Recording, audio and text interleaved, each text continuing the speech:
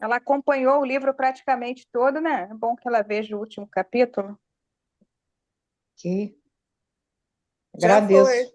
Já está gravando, Miriam. Já, obrigada, Miriam. Então, gente, quem gostaria de fazer a prece inicial? Bom dia, boa tarde, né? Primeiro, a Thelma não tinha falado com ela ainda. Boa tarde a todos. Quem Tá? gostaria de fazer a prece inicial? Eu posso fazer. Obrigada, Irane. Vamos unindo nossos pensamentos e elevando a Jesus, nosso amado Mestre, com a nossa gratidão por mais uma vez nos encontrarmos reunidos na sala da nossa querida irmã Mimei, que nos proporcionou essa oportunidade de estudo, de orientação, através da não menos querida irmã Ivone do Amaral Pereira, que neste capítulo que traz para nós tantas informações, possamos estar concentradas o máximo possível para assimilar, que nossa irmã Miriam possa estar muito bem iluminada para trazer para a gente todos os pontos que são de fundamentais importância na nossa compreensão, para a nossa compreensão, porque é um momento que nós vamos nos preparando para um trabalho tão importante. Que Jesus nos ilumine, os mentores espirituais estejam ao nosso lado, hoje, agora e sempre, graças a Deus. Graças a Deus. Então vamos, né, gente? Porque o capítulo é muito grande. Então, nós estamos no Fala, Miriam. último capítulo, capítulo 10, o complexo da obsessão. Eu vou deixar a pergunta e a resposta do Livro dos Espíritos para fazer junto com as outras. Então, Ivone começa falando da importância do estudo, né, de toda a equipe da mediunidade, inclusive passistas, um estudo sério, né, um estudo que ela chama até de ciência, né, da obsessão, dos obsessores, do obsediado. Então, até ela fala, do jeito que existem especialidades médicas, também é importante existir especialidades espíritas, ou seja, a gente se especializar através do estudo, né, nesses casos de tratamento de obsessão, porque ela fala que é necessário uma dedicação absoluta para que a gente consiga realmente ajudá-los, né? E ela fala que essa ciência também não pode ser somente teórica, né? Ela precisa, o que ela chama de uma acurada observação em torno dos casos, ou seja, estudar mesmo, ter experiência, estudo, né? Para que assim a gente consiga mesmo exercer o que ela chama desse sublime mandato espírita, né? Então, é através de estudo, de conhecimento, né, que a gente vai, então, se melhorar e estar apto para fazer, entrar numa mesa mediúnica ou então fazer parte de uma equipe. E ela fala que cada obsediado que se nos depare em nossa jornada de espírita constituirá um tratado de ricas possibilidades de instrução e aprendizado. Ou seja, cada um deles, né? Cada caso que a gente estude, que a gente ajude, isso eu acho que em toda mediunidade é assim, né? Isso sempre nos ajuda, esse aprendizado, essa experiência expressamente é importante, né? E ela continua a falar, visando a cura, quando a cura seja possível. E ela fala que são muitas as modalidades das obsessões, mas que aqui ela vai tratar os casos de observação pessoal dela, né? Então, aqueles que ela participou como médium, ou então como médium e como conselheira, certo? Alguma coisa até aqui? Que aqui agora a gente vai entrar nas questões do Livro dos Espíritos, que a gente pode dar uma resumidinha, ler, mas a gente entra na questão do Livro dos Espíritos, o meu fechou. Então, a primeira, né, que é a 473, o Kardec pergunta, né? Peraí.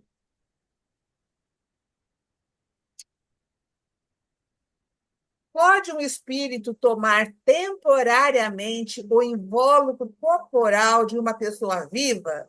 Isto é, introduzir-se num corpo animado e obrar em lugar do outro que se acha encarnado nesse corpo? Bom, com o conhecimento que a gente já tem, a gente sabe que isso não acontece, né? Pode ser até em casos de possessão que o espírito toma, é, ele assume ele assume praticamente, mas quem À está ali vontade, é a vontade à do vontade, encarnado, né? isso. Do Então, encarnado, é. ele trata o encarnado como um joguete, mas quem está ali é o próprio encarnado, não tem jeito, né? Então, um espírito não pode substituir-se ao que está encarnado. Por isso que este terá que permanecer ligado ao seu corpo até o fim da sua vida, até quando ele então desencarnar. Ok? Essa é a primeira. Eu vou falando, se vocês tiverem, né, alguma coisa de lembrança, você vai colocando. A seguinte, que é a 474, ela fala, desde que não há possessão propriamente dita, né, porque esse termo foi usado, mas é um termo que, porque a gente fala em possessão, parece que o espírito possuiu o seu corpo, né? E não é. Então, ele fala que não há essa possessão propriamente dita. Isto é, coabitar dois espíritos no mesmo corpo. Pode a alma ficar na dependência de outro espírito de modo a se achar subjugada ou obsediada a ponto de sua vontade vir a achar-se, de certa maneira, paralisada? Isso a gente já até falou do primeiro. Sim, né? O espírito não toma o corpo do outro, mas subjuga esse encarnado, né? Que, na verdade, pode ser de várias formas a obsessão. Então, ele subjuga o outro, né? A ponto dele não ter mais vontade, né?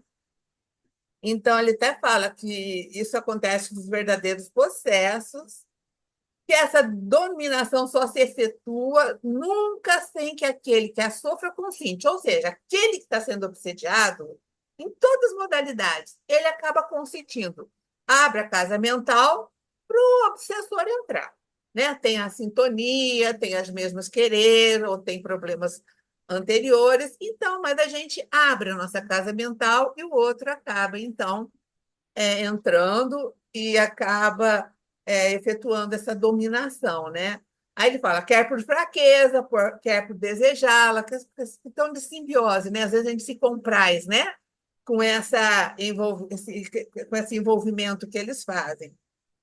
E ele segue falando que muitos epiléticos ou loucos que mais necessitam de médico e de exorcismo têm sido tomados por possesso. Então, o que ele está falando é que tem muita gente que não é obsessão, que é problema médico mesmo, pessoas que têm problemas médicos, né, de loucura, de epiléticos e tal, mas acabam, então, a gente fala que o cara está obsediado, né? Sempre assim, né?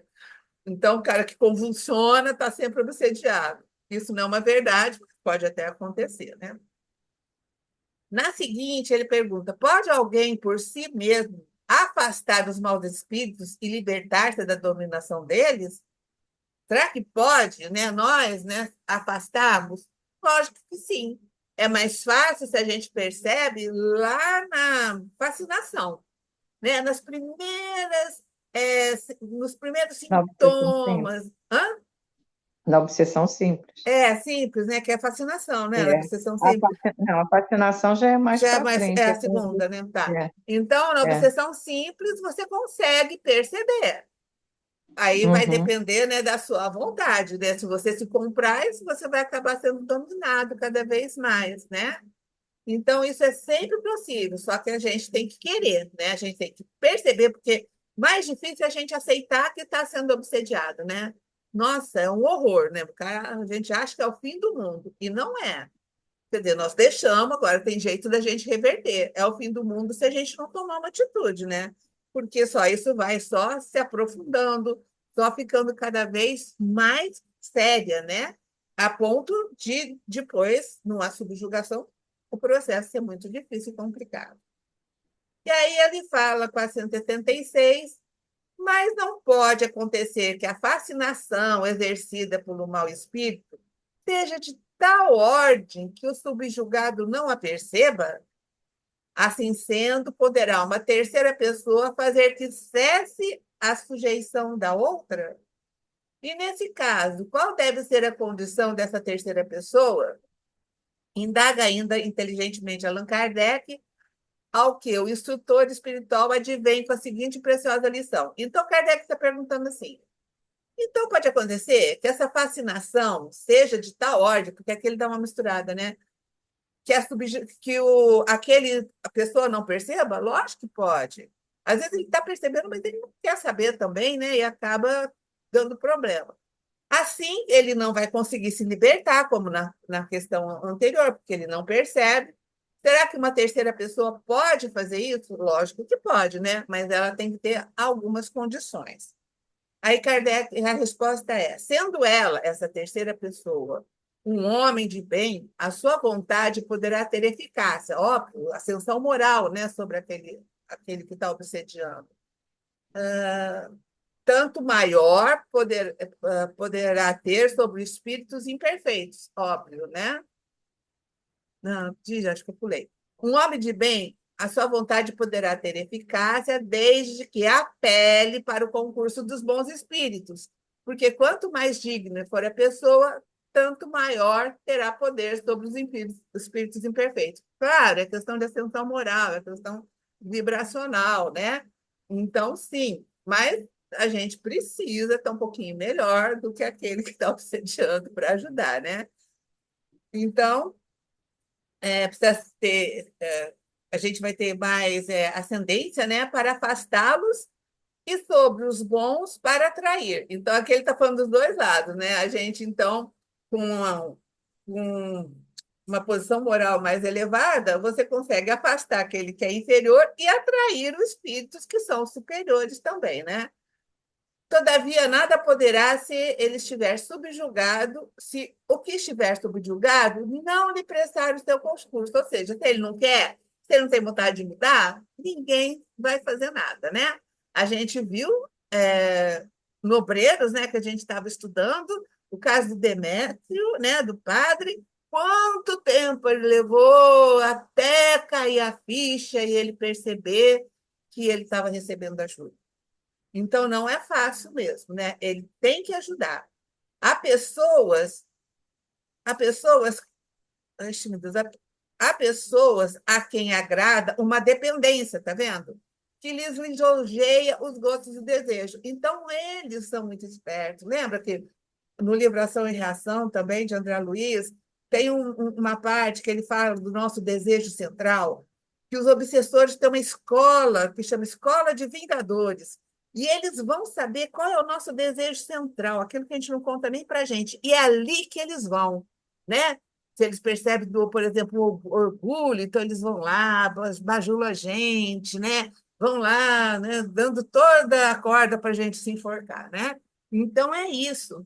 Então, eles sabem, eles são instruídos, eles têm capacidade, né, de conhecimento, né? Então, eles vão nos atacar, obviamente, pelos nossos defeitos.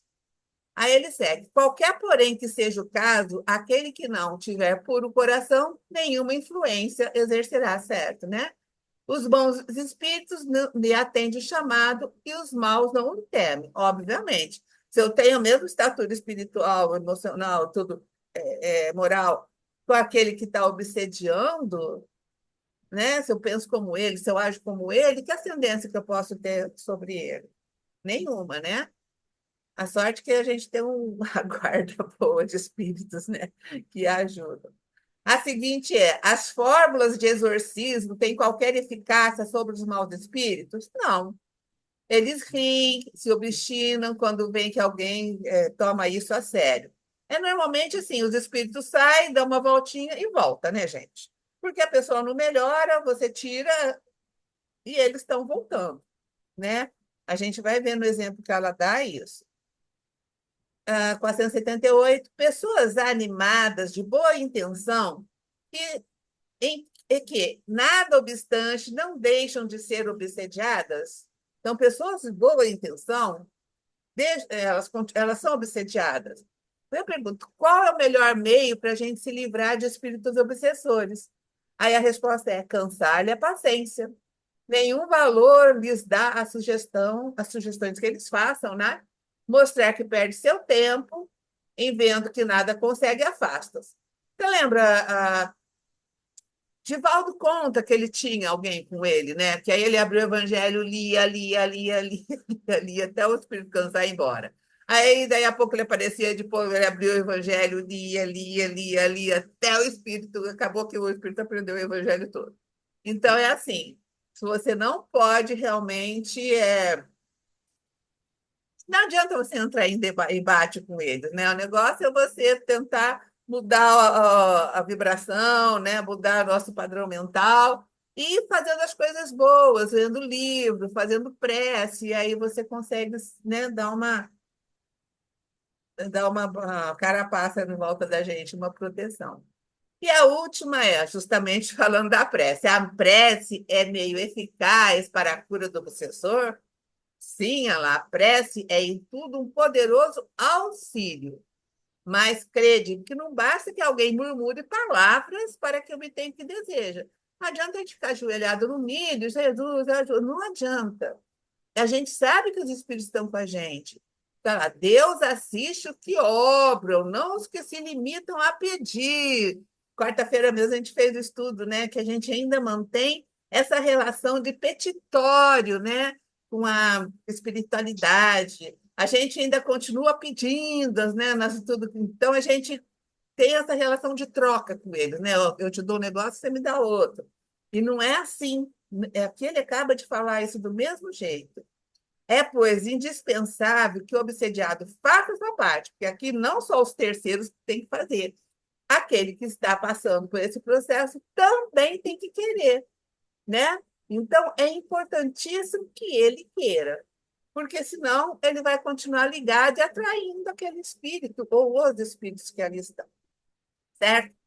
Alguém quer comentar alguma coisa para a gente na sequência dessas questões todas? É só lembrar aqui que aquela passagem que diz que se limpa a casa, mas se o dono da casa não tem os devidos cuidados, os Sim, outros voltam, né? E voltam voltam, em isso. quantidade maior às vezes, Sim, né? isso mesmo. É, por isso que é vigiar e orar, né? Vigia É, e ora. Não adianta você orar e largar a casa mental arreganhada, né?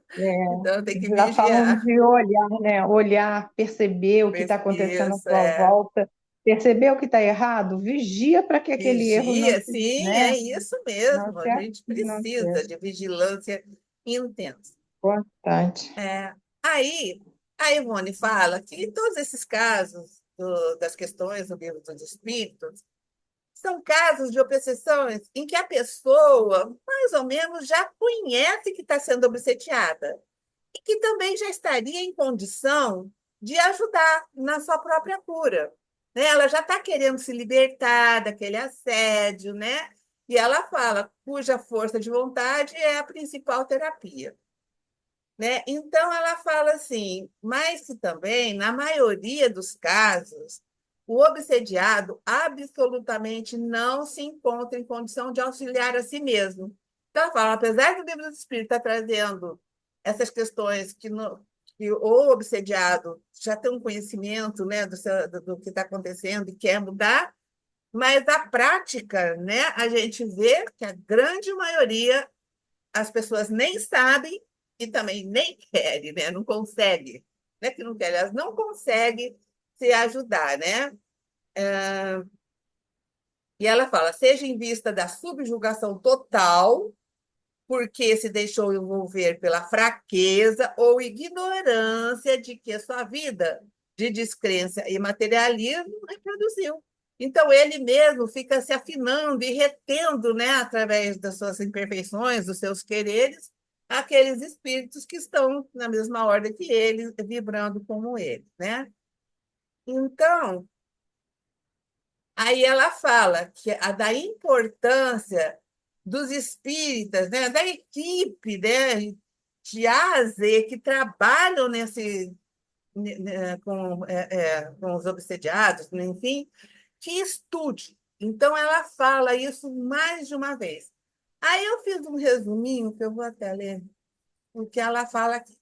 Aí ela fala o seguinte: será necessário a equipe de trabalhos mediúnicos. Então, ela fala da equipe, ela fala dos médiums e fala também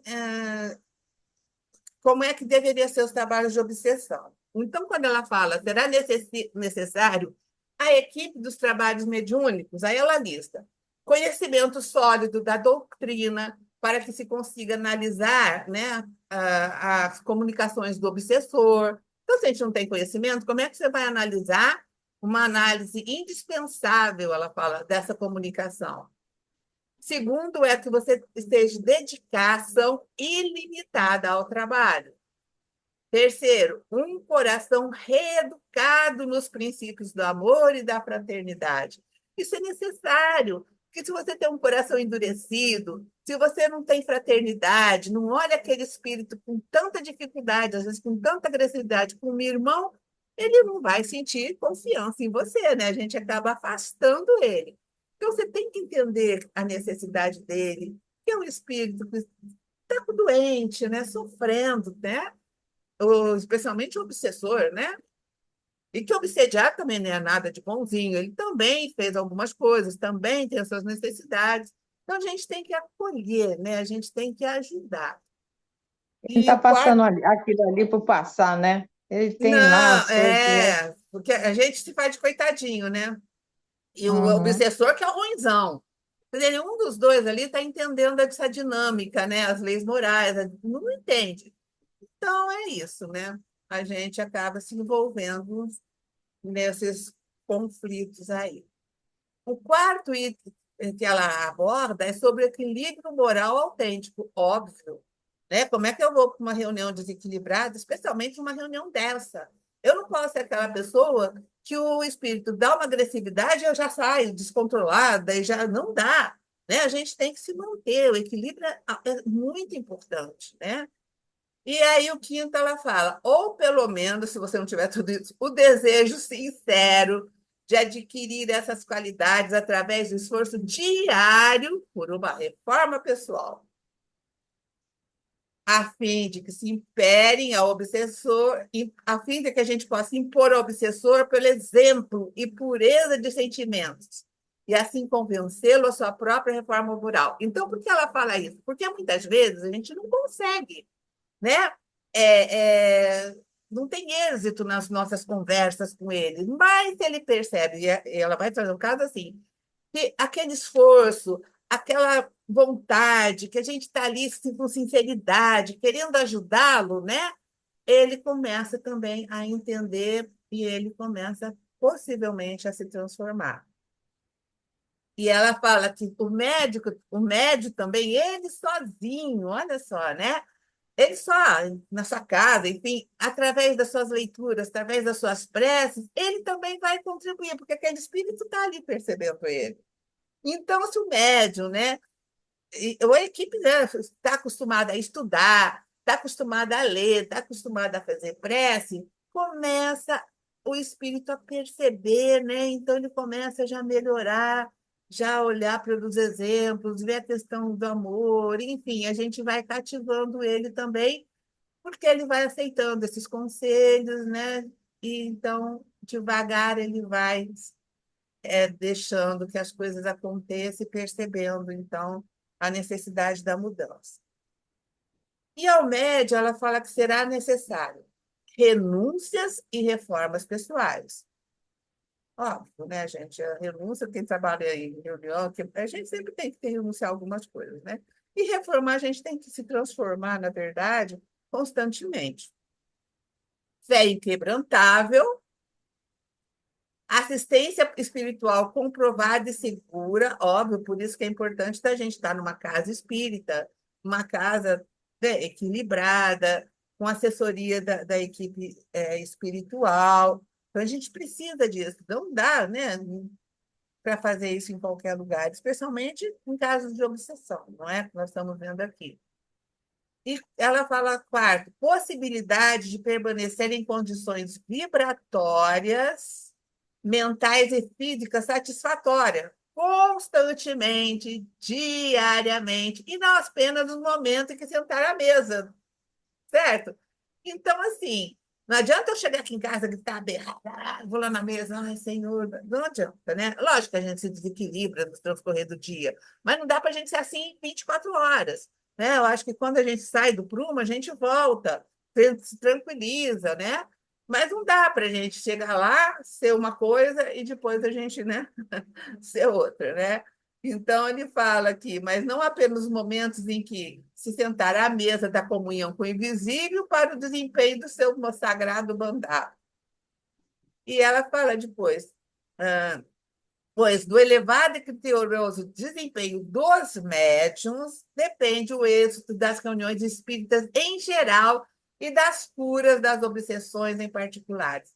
Então, ela acredita aos médiuns a maior responsabilidade da reunião em si. Na verdade, né, gente? É ele que está ali se ligando com aquele espírito, passa por ele primeiro, todo o pensamento dele, esse espírito capta, né?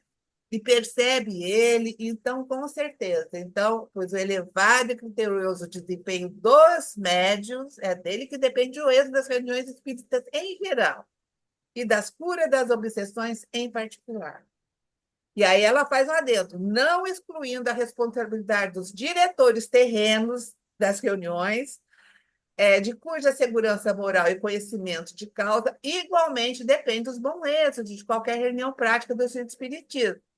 E ela fala que também essa responsabilidade tem que ser de cada um dos componentes da mesa.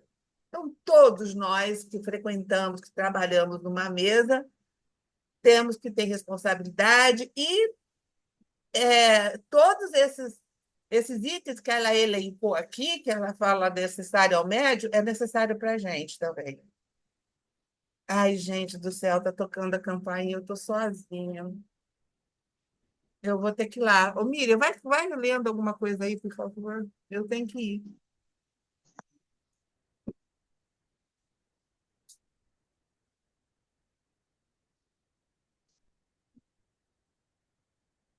Miriam Simone? Alguém está com livro? Eu estou com o livro. Eu acho que ela está aqui, ó. Será necessário ao médico, por sua vez? É porque eu anotei, eu anoto, sou Eu dessas. voltei, a Mari Uhum. estava aí.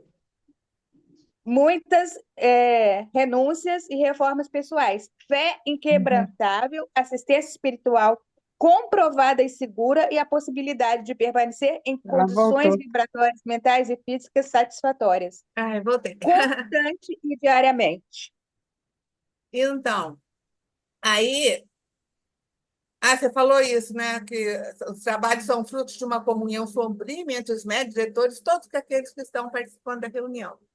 E aí ela fala ainda que os trabalhos para a cura de obsessão deviam ser especialidades de determinados espíritas. É a primeira vez que ela fala isso. Lá em cima, ela já começou falando que seria uma especialidade de uma reunião mediúnica, especialidades de determinados espíritas, e sempre realizados em ambientes discretos, onde quaisquer rumores do mundo não penetrassem. Pois é sabido que as vibrações ambientes influenciam poderosamente, bem ou mal, nos trabalhos práticos do Espiritismo. Miriam, você Oi. lembra que numa reunião de domingo, o Sérgio Thyssen falou isso, que ele tem uma equipe especializada para cuidar desses casos de obsessão? Porque dependendo do tipo de obsessão que vai ser visto, qual tipo de tratamento vai ser usado? Muito difícil. A opção não é uma coisa fácil, né? E ela segue falando, essas atribuições, a dedicação aos casos de obsessão, requerendo constante e profunda atenção, observação e estudo, absorve de tal forma as preocupações do experimentador que bom seria que ele somente se dedicasse a tal setor, a bem dele mesmo e do próprio labor. Então, ela continua, a ideia dela é que uma equipe se especialize só em obsessão, certo? É isso que ela fala. Então, aqui, gente, nós vamos agora.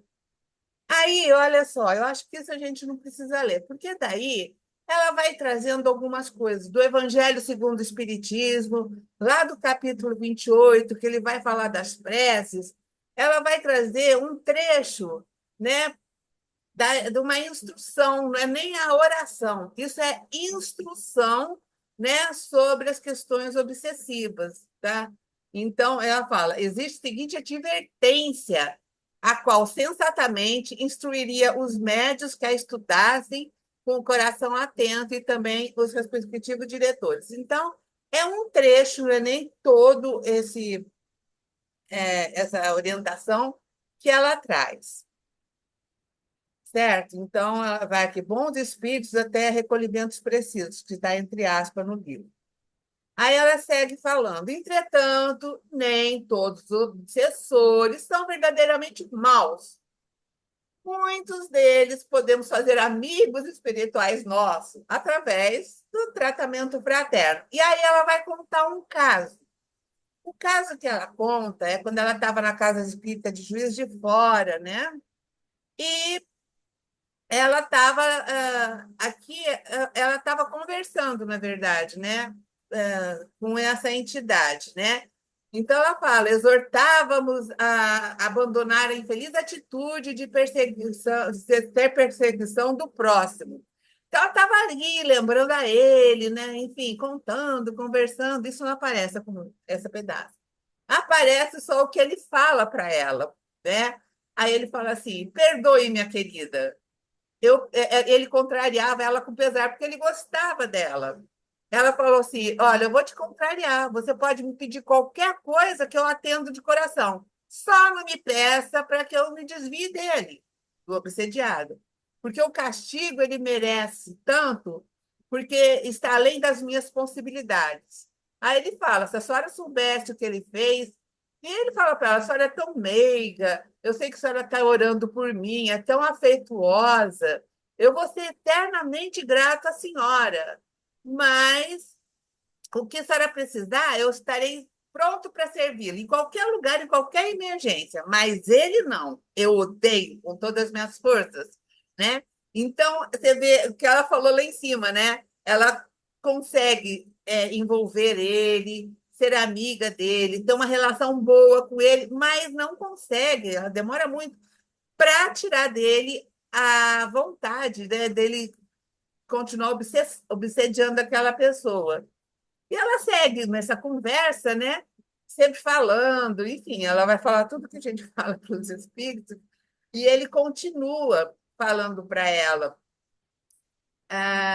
que somente 2 lugares lhe assentam bem como residência, ou seja, para o outro: o hospício, onde ele se encontra agora, ou a cadeia, pois a ambos eu conheci por culpa dele. Então, ele está falando que esse espírito que ele está obsediando está agora no hospício. Porque ele conheceu, por causa desse mal que esse obsediado fez para ele no passado, ele tanto conheceu o hospício como a cadeia. Então, ele falou: merece estar sofrendo. Então, a Ivone fala que esse era o obsessor, apesar de ter enternecido, na palavra minha, ele não era dos mais endurecidos. Ele admitia, ele tinha atitude amável para com ela, mas não com o seu adversário. Então, ele fazia uma, sabe, com você, tudo bem, com ele eu não abro mão, né? Então, ela foi difícil. E é interessante que ela chama atenção que ele aqui nem tentou falar para ela assim: ó, tá certo, eu vou deixar, tá bom? Só para ela, para se ver livre deles, né? Para se ver livre da equipe, ele podia falar assim: tá bom, eu estou de acordo com você, daqui para frente eu não vou mais, eu vou mudar minha conduta. E ela fala que ele não fez isso, né? Então, e ela conversava com ele não só durante as reuniões, ela fala também que a sós, durante a vigília, em transe de desprendimento, ela entrava em contato com ele e ele sempre demonstrou ter respeito, ter afeto por ela, né?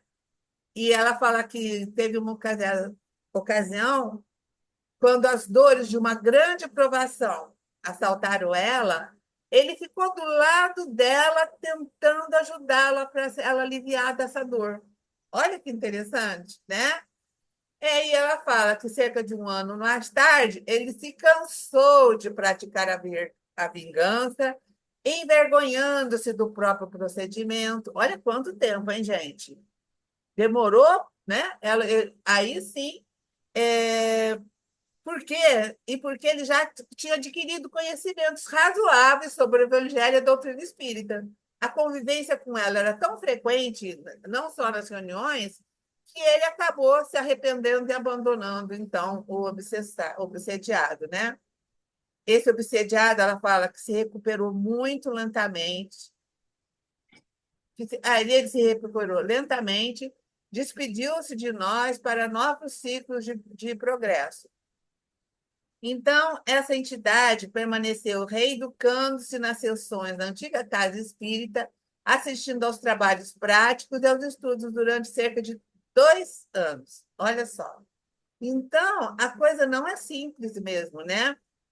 Então, ela fala aqui embaixo: a instrução doutrinária, o exemplo, a paciência, o amor são, por todos, fatores indispensáveis para o bom êxito dos trabalhos de cura de obsessão. E não julguemos que qualquer entidade endurecida no erro possa converter-se e arrepender-se rapidamente. Se ela fizer isso, ela foi embora e a gente não conseguiu, né? Então, isso porque demora muito, você vê, ele demorou muito tempo para aceitar, e depois um tempão ainda para se regenerar, né? Então, ela fala que eles vão permanecer frequentando os trabalhos para se instruírem, para se reeducarem, no contato com a equipe ali mesmo, né? Com a casa, fazendo aprendizado para, então, conseguirem alçar novas fases de progressos. E ela fala uma coisa interessante, ela fala que alguns dali, o espírito está ali na casa, né, em aprendizado, dali mesmo voltarão a reencarnar sem atingir a espiritualidade. Ele não vai para uma colônia espiritual, alguns, né? Ele está ali, ele já entendeu a necessidade dele se afastar do obsediado e fica na casa, né? Em instrução, aprendizado, né? E dali mesmo eles já reencarnam. Nem sempre ele vai para um lugar na espiritualidade. É interessante isso, né? E ela volta a afirmar que nada a gente consegue se ele mesmo não quiser ajudar na cura, procurando renovar-se moral e mentalmente, corrigindo as imperfeições, reagindo contra a sugestão maléfica do opositor. Né? Então, ela fala de novo da prece humilde, fervorosa, dos efeitos que ela faz. E isso ela fala, né? E que foi o que ela fez. Ela rezou, ela estudou, ela lia. Isso, de certa forma, vai cansar o obsessor, que um dia vai se retirar, vai entender. Já falei do Divaldo, ele fazia isso mesmo. Só um Porque... instantinho. Oi, pode? Vamos lembrar do Domênico, o padre. Sim, Ele vai ser, ele sai dali direto para reencarnar, ele não é levado para lugar nenhum, né? Ele vai Depois direto para o reencarne, daquela. isso. Mas tem muito tempo que ele está ali, né? Mais de 40 anos, né? E olha o livro de André Luiz e esse Bate, né? aqui se Toda é a primeira vez, encaixando né? perfeitamente, Não é a né? primeira Legal. vez, Então, ela fala que ele acaba compreendendo que ele acaba ofendendo a ele mesmo, quando ele procura ofender o próximo. O obsediado, então, muito poderá fazer pela regeneração moral do seu obsessor. Isso é uma grande verdade, né? E o que elevará em méritos do conceito no mundo espiritual para ele atraindo as simpatias protetoras. Então, é bem interessante isso. Aí ela vai falar de novo do mesmo evangelho, numa parte onde tem a prece, né, para os obsediados. Ela traz um pedaço enorme dessas preces para os obsediados. Ela também pede para a gente ver o livro dos Médiuns, capítulo 23, que é um capítulo só que fala de obsessão, né? Aí é melhor é de cada um ler, né? Porque essas preces aqui, né? É interessante a gente ler. E ela fala que em todos os casos de obsessão, a prece é o mais poderoso auxiliar de quem haja de atuar sobre o espírito obsessor, né? E ela fala também de uma nota do livro A Prece, né? Para a gente ler, para ajudar. Vocês leram isso? Vocês têm alguma coisa dessas, tanto do livro do Evangelho como dessa prece aqui? Alguma coisa chamou muita atenção?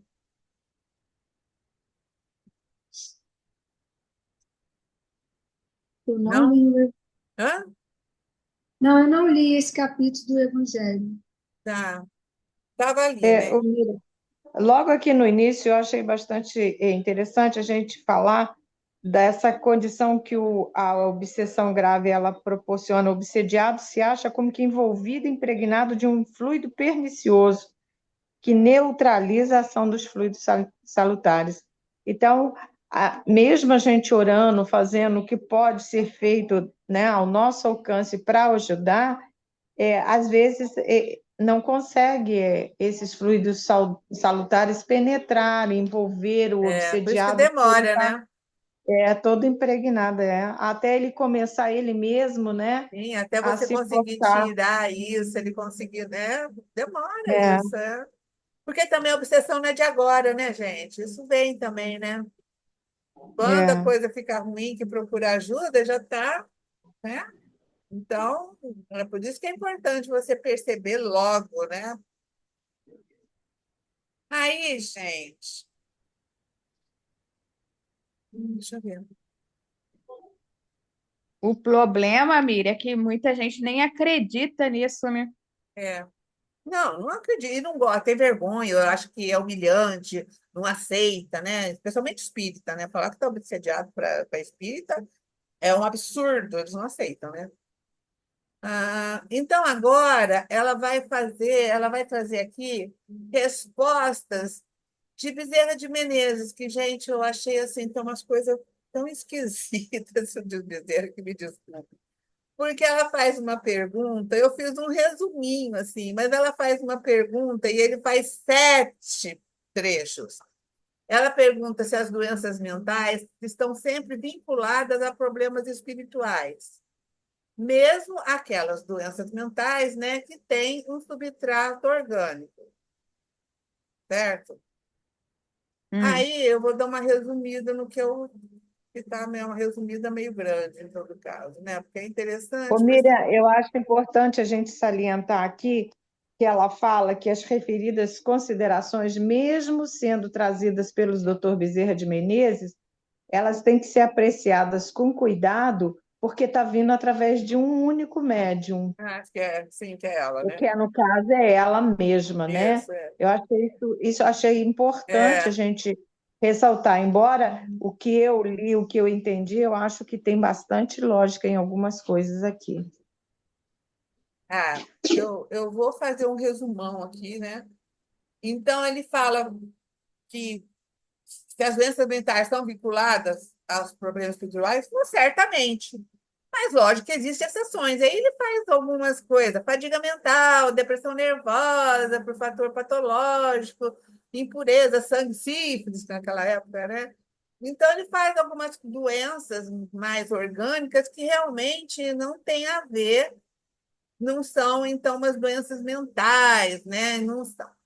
Mas ele fala depois. Ele fala, mas nem todas as doenças mentais têm origem na obsessão, embora sejam de origem psíquica. Os sentimentos de um desencarnado atingirão intensidade indescritível se esse ser não for bastante equilibrado ou evoluído para direcionar, então, os seus sentimentos. Então, ele fala também que a gente precisa ter em mente que o perispírito é ligado ao corpo físico por uma rede de vibrações nervosas e que o perispírito dirige essa rede, mas que precisa ter um equilíbrio, né? Ele precisa dirigir essas com uma potência equilibradora. E ele cita, por exemplo, alguns sentimentos que desequilibram a gente, e ele dá, no caso, o remorso, que ele fala que é o mais avassalador dos sentimentos, e que ele fala que o espírito se desencarna, por exemplo, com remorso, ele chega até a enlouquecer. E quando ele reencarna, ele vai reencarnar num padrão vibratório bastante precário. Então, isso vai acarretar no corpo dele predisposição para o acentuado desequilíbrio nervoso. Porque ele fala, se ele está com remorso, é porque ele fez alguma coisa, certo? Ele fez alguma coisa. Ninguém tem remorso por não ter feito nada, assim, né? Aquilo está remoendo ele ali, né?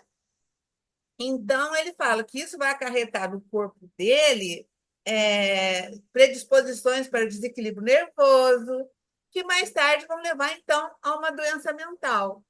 E ele fala que o aspecto desse encarnado, ele pode ter um aspecto até de um obsediado, mas ele está sendo obsediado ali pela memória dele profunda, aquela que na outra encarnação, por exemplo, né, o que causou o remorso, o que ele fez que causou o remorso.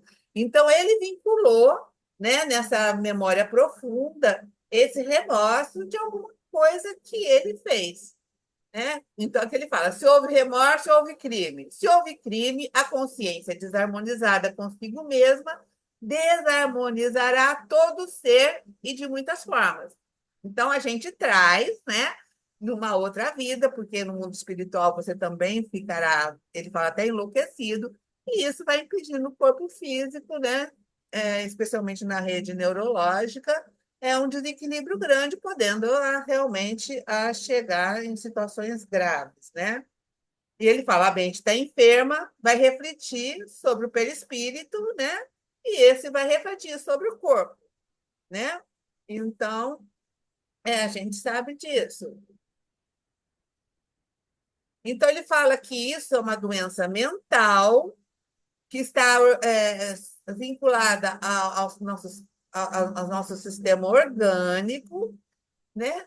Mas que não é propriamente uma obsessão. Óbvio que traz problemas espirituais, problemas de desequilíbrio mental, mas não é um problema obsessivo, obsessão na sua feição comum. Não existe uma obsessão aqui. É o próprio indivíduo que, das suas reminiscências, nas suas consciências ali, está trazendo esse desequilíbrio por coisa que ele fez no passado. E aí ele fala uma coisa interessante para a gente tomar cuidado, porque esse indivíduo não deve ir para a mesa mediúnica. Quer dizer, o caso dele não deve ser levado para a mesa mediúnica e ficar evocando o obsessor, porque ele fala que o próprio espírito pode, do suposto obsediado, pode então chegar na reunião mediúnica e aí a confusão fica pior do que já estava, né? Então, ele fala, isso só pode acontecer se houver um planejamento, um tratamento muito eficaz, né? Porque se chega porque você vai fazer uma evocação, vai chegar um espírito comunicante, quer dizer, não tem nada a ver com o outro, porque ele, tecnicamente, ele não está obsediado, certo? Então, ele fala isso. Será anímico, no caso, né? Será anímico, É a própria alma do médium. isso. Então, ele fala que as sessões de estudo serão de grande utilidade para tais casos se o paciente tiver condição de frequentá-lo, estudar. Aí ele fala do suicida, que vai renascer no estado. Aqui que eu fiquei meio assim, porque ele é taxativo. Quem tomou um tiro no peito vai nascer com problema no peito. Quem tomou um tiro na cabeça, ele é muito taxativo. E a gente já viu com André Luiz, com essas coisas, né? Nós vimos que não é assim, pão, pão, queijo, queijo, não é? Então, e ele fala que esses distúrbios causados pelo suicida, eles vão crescer diariamente, ou seja, eles vão aparecer cada vez mais, porque se ele não foi anormalizado desde o nascimento, ou seja, a entidade nasceu, não houve uma melhora do seu perispírito, vamos dizer assim, e com o transcorrer da vida dela, aquilo vai aparecendo cada vez de forma mais grave, né? Então, é isso que ele fala. Ele fala, ó, um tiro no coração, acarretará. Ele não fala poderá acarretar. A palavra usada aqui é acarretará enfermidade pré-natal nesse órgão. O esmagamento por um trem ocasionará entorpecimento vibratório do perispírito. Então, ele é taxativo, você está entendendo? Então, ele fala isso. Então, esse que foi, se matou no trem, aí se suicidou, tendência, aí ele fala, quiçá irremediável para paralisia, demência, retardamento intelectual, etc. Então, isso me incomodou um pouco, assim, porque ele é taxativo. E a gente já viu nas obras de André Luiz, né, que as coisas nem sempre são dessa forma, né?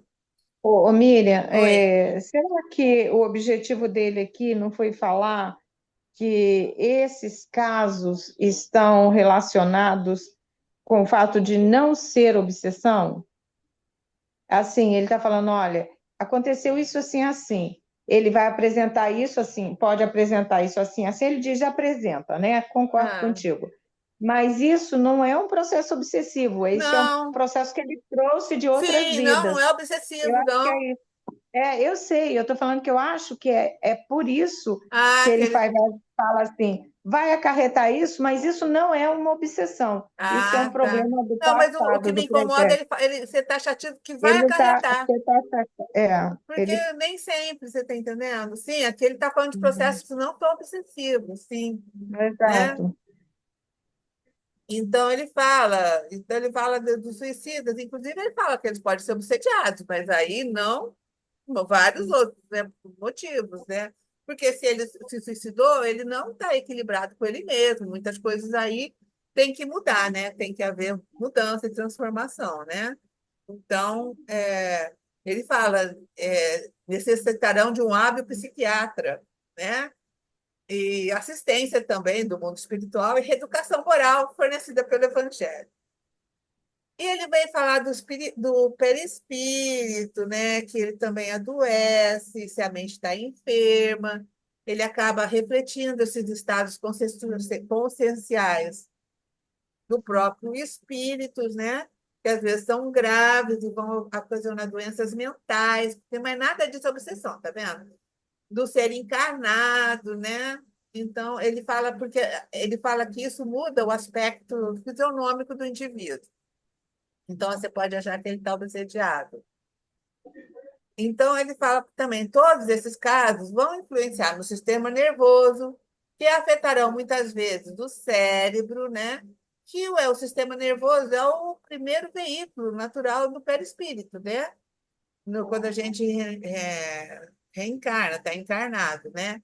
E aí também acaba afetando o sistema glandular, né? E aí ele fala de um monte de coisa, que pode ter convulsão, epilepsia, hipocondria, ele vai citando um monte de doenças que pode acontecer quando a gente traz, né, um problema perispiritual que acaba afetando o sistema nervoso, tudo isso, né? Ele fala do tratamento psíquico, mas a gente não pode dispensar o tratamento físico. E ele fala de viciados, é sempre assim, viciado a mente com pensamentos inferiores, né? Tudo isso gera desequilíbrio, né? E gerando desequilíbrio, você vai acabar deixando tendo fácil acesso dos obsessores, dos desencarnados. Então, se a gente está em desequilíbrio, mais fácil ainda, né? Você ser obsediado. Aí ele fala, esses aí que têm viciando a mente, com pensamentos inferiores de qualquer natureza, que estão em muito desequilíbrio, esses estão obsediados por si só próprio ou por outrem, porque o desejam. Então, em desequilíbrio, né? Então, que a cura, de novo, vai depender deles quererem, da renovação moral e mental, da prática do bem, da reeducação total, né? Então, ele fala que muitos casos são muito difíceis. E ele, depois dos 6, ele vai falar dos sanatórios para alienados, enfermos que são considerados incuráveis e que realmente são recuperáveis. Ele fala que a psiquiatria diagnosticou mal, mas, né, somente observou os efeitos do mal, sem cogitar da verdadeira causa, que aqui ele fala é psíquica, né? Então, aí ele fala também sobre a questão da gente provocar mediunidade, ele fala que a faculdade mediúnica ela tem que amadurecer. Então, a gente às vezes passa por várias reencarnações amadurecendo essa faculdade, né? Porque ela precisa também estar harmônica, ela precisa de um conjunto vibratório harmônico, né? Então, ele fala isso para não se forçar a mediunidade, porque o perispírito tem que estar muito equilibrado para nesse momento do fenômeno da transmissão mediúnica, porque nada mais será que um aparelho defeituoso, e então ele precisa se aprimorar com o tempo para as funções normais, onde a mediunidade é uma das mais importantes. Então ele fala que nós precisamos, né? Às vezes demora várias encarnações para que a gente consiga, então, se melhorar. E ele fala até que, muitas vezes, um médium não preparado, né? Ele tem esses contatos magnéticos com o espírito comunicante, e isso ele pode ter problema, ele pode não suportar esse choque, né? Porque o cérebro dele pode sofrer comoções importantes e um tipo de demência que o tratamento psíquico, sábio, consciencioso, através do magnetismo espiritual, poderá remediar. Isso é interessante, né? Então, ele fala aqui, ó, também a mediunidade em elaboração poderá produzir doença mental vinculada a problemas espirituais, sem que, contudo, tais distúrbios sejam normais ou obrigatórios na evolução de cada um. Não tem, né? Quantas gente a gente já viu que não provoca isso, mas ele chama atenção, porque às vezes a pessoa não está pronta, né? Pronta, amadurecida o suficiente nas suas questões de transmissões nervosas, né? Então, esse magnetismo, essas vibrações, ela pode se desequilibrar cada vez mais, né? E ele Ele fala. Oi. traz exemplo aqui em cima, né? O fluido vital excessivo para o grau delicado de magnetismo. Uma coisa não está afinizada com a outra, né? Por isso que acontece isso, né? Ele traz vários exemplos, sim. E o último que ele fala, nem todos os casos, porém, de complexo psíquico são oriundos da chamada expiação do resgate. Esse ele fala no item 7.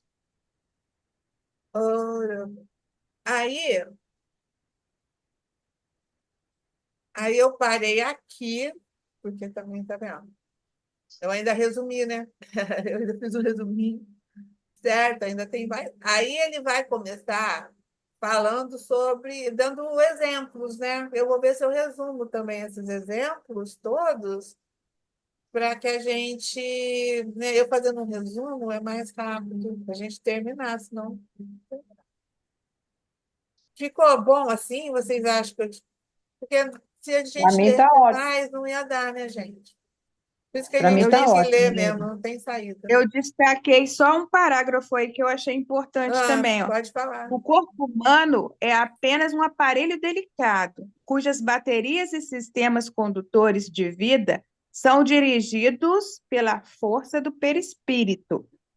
E este, por sua vez, comandado será pela vontade, isto é, a consciência, a mente.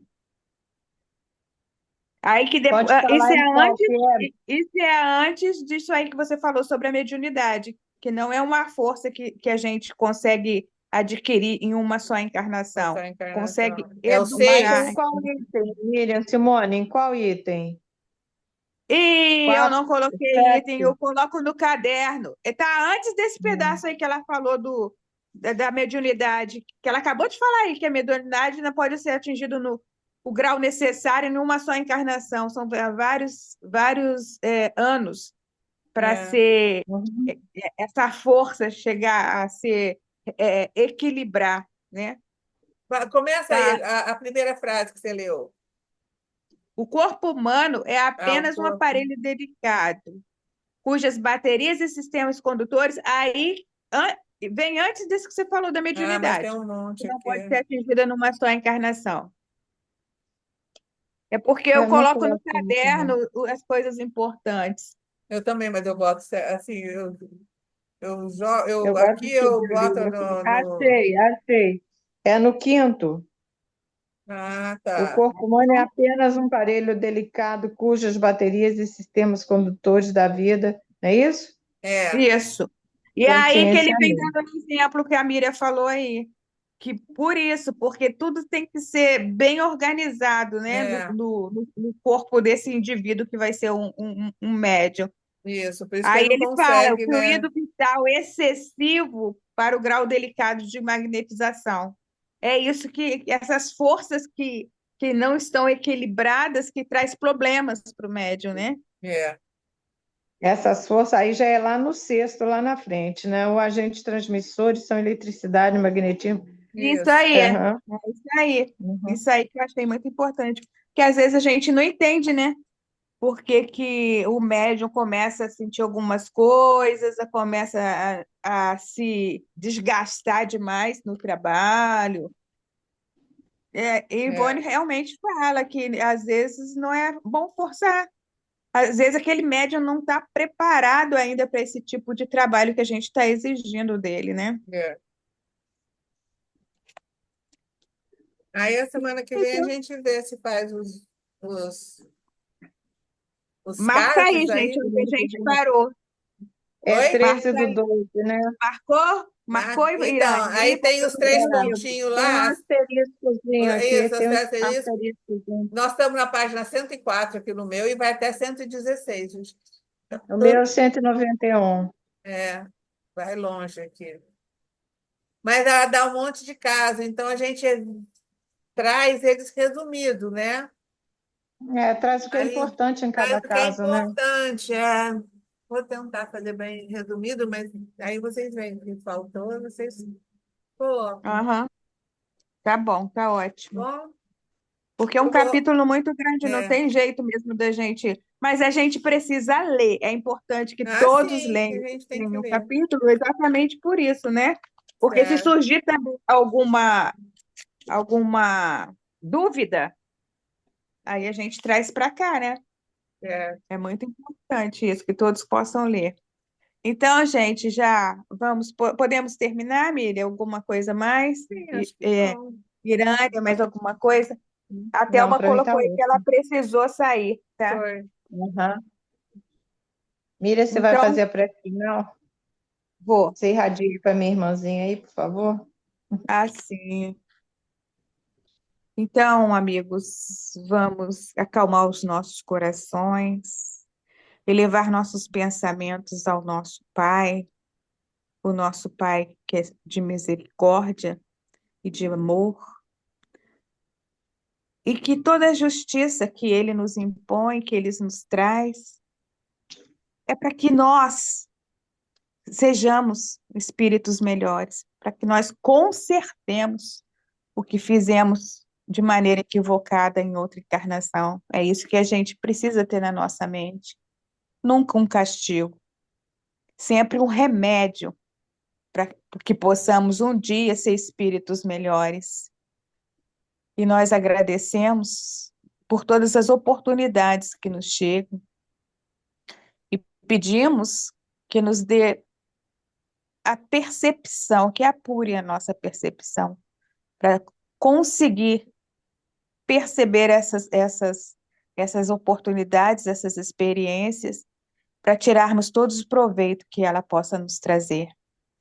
E nós aproveitamos que estamos agora em sintonia com o Pai Maior e pedimos que a intercessão dos espíritos superiores, dos abnegados espíritos, amigos, para nossa querida irmã Isabel, que está passando por um momento de saúde difícil, e que ela possa receber a ajuda dos amigos espirituais e que possa conseguir marcar a sua consulta, receber um diagnóstico preciso do seu caso e resolver o problema que está afligindo há algum tempo. Nós aproveitamos e dirigimos as nossas melhores vibrações, nossos melhores fluidos para essa irmã. Obrigado, Pai, por toda a assistência, por todo o carinho e por todo o amor de sempre dos amigos espirituais. Por graças a Deus. Graças a Deus.